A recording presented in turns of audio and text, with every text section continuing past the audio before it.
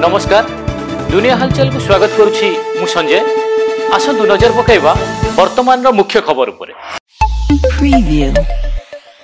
जम्मू काश्मीर काठुआ जिलार माचेडी अंचल में आतंकवादी आक्रमण में जूनियर कमिशन ऑफिसर समेत 5 जन जवान शहीद होती। यह आक्रमण में अन्य 5 जन जवान आहत होता बेले आतंकवादी माने सेना गाड़ी को टार्गेट करी ग्रेनेड माड़ करथिले। राज्य बीजेपी राज्य कार्यकारिणी बैठक आसंता 19 और 20 तारिख 2 दिन धरी पुरी रे अनुष्ठित हेबो। एही बैठक रे केंद्र प्रतिरक्षा मंत्री राजनाथ सिंह जोग देबा सह दलर प्रभारी और सह प्रभारी मध्ये उपस्थित रहबे बोली दलीय सूत्ररु प्रकाश।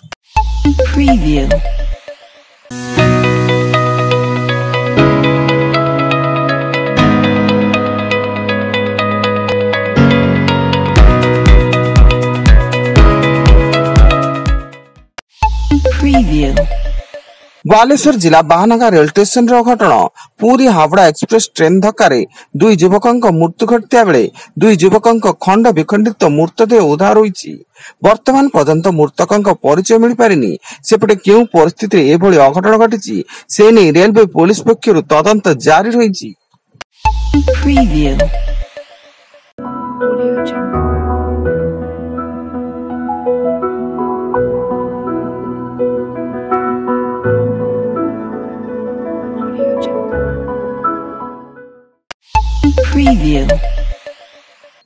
भुवनेश्वर मंचेश्वर थाना अंतर्गत चौकीसियाणी निकट श्रीराम नगर बस्ती अंचल में भड़ा घर भितर जड़े युवती झुलंता मृतदेह उद्धार एवं मृत युवती ना कशिश होता बेले तांको घर उत्तर प्रदेश बोली सूचना।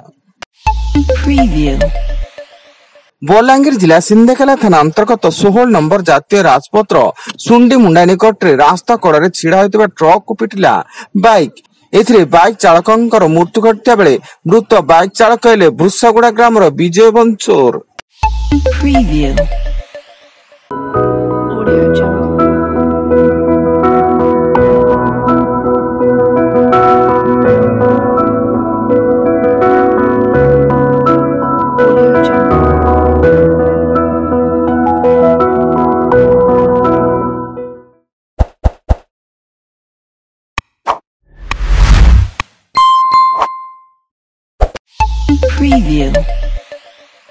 पुरी रे 3 रथ श्री गुंडीचा मंदिर सम्मुख में पहुंची।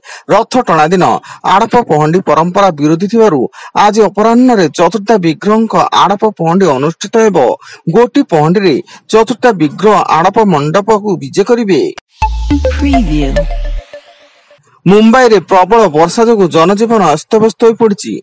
वर्षा जो सारा सहर जलमग्न होता बेले विमान और ट्रेन सेवा बाधाप्राप्त होईछि एवं सहरर किछि स्थान रे मात्र 6 घंटा 300 मिमी रु अधिक वर्षा होईछि, जा फल रे मुंबई थाने पालघर एवं कोंकण पई ऑरेंज अलर्ट जारी करिछि भारतीय पाणीपाग विभाग।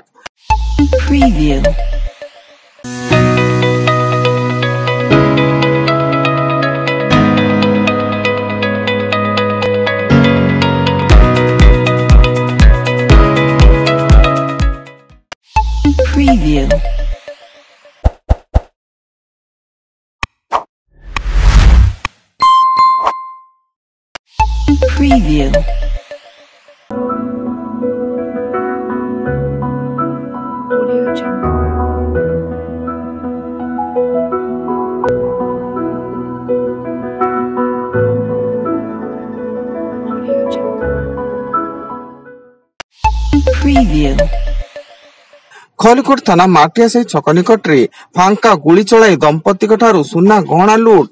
3 जन ध्रुवत फांका गुली चलाई बाइक रे जाउथबा एक दंपति सुना गहना लुटी नहीं। पुलिस घटनास्थल रे पहुंची विभिन्न स्थान रे लागिथिबा सीसी कैमरा फुटेज जांच करुची। एवं पुरी फेरिबा बेले निमपड़ा भाट बंध निकट रे भारसाम्य हराई रास्ता कड़कू ओलटिला टाटा मैजिक गाड़ी। एथिरे जणे गुरुतर थिया बेले 9 जन आहत होई बालीपाटना गोष्ठी स्वास्थ्य केन्द्र रे भर्ती। समस्त भुवनेश्वर उपकंठ बालीपाटनारू जगा दर्शन पई पुरी जाइथिले। वर्तमान पई एतिकी अधिक न्यूज अपडेट्स पई विजिट करंतु आम वेबसाइट www.duniyahalchal.in। ଧନ୍ୟବାଦ।